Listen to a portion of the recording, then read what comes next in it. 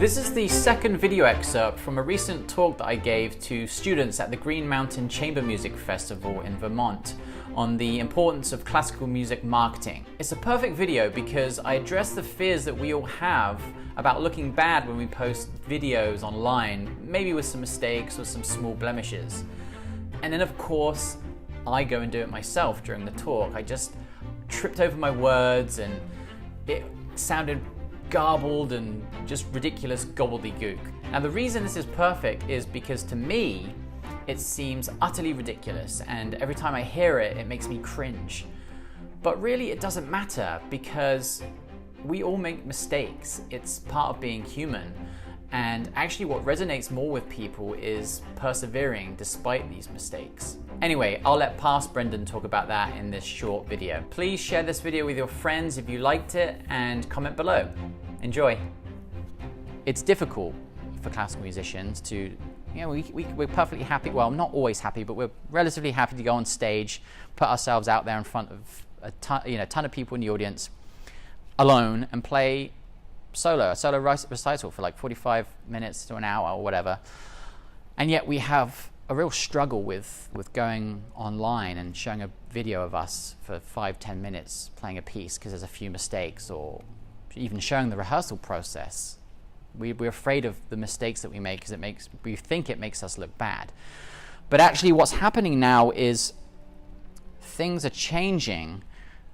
People actually respond to transparency, they respond to authenticity, accessibility, and there's another one. Yeah, just basically the human connection that we all have with people. If you think about Twitter, before then, like celebrities, you wouldn't ever get near, you would never connect with them unless you happened to bump into them on the street or you super stalked them or something like that. But now you can connect with them through social media. Like they can actually respond to you, not often, but you never know, they might. And there's this real connection between people these days. It resonates with people when you're yourself, when you are yourself, and when you're honest about who you are.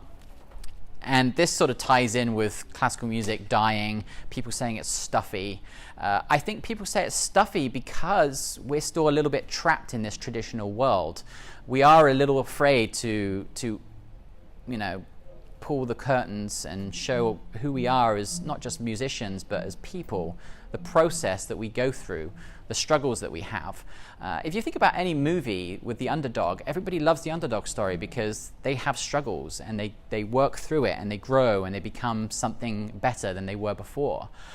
That's something that resonates. That's just a classic story in the history of mankind. And I think that if we are able to do that ourselves as classical musicians, we can really start to make an impact by creating a deeper relationship with people.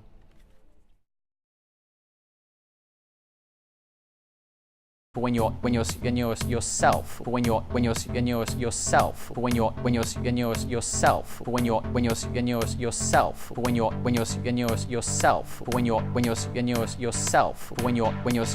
yourself, when you are yourself, and when you're honest, when you're yourself, when you're yourself, when you're yourself, when you're yourself.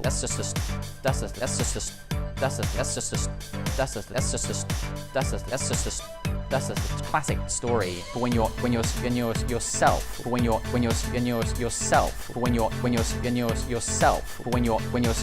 yourself, and there's a few mistakes,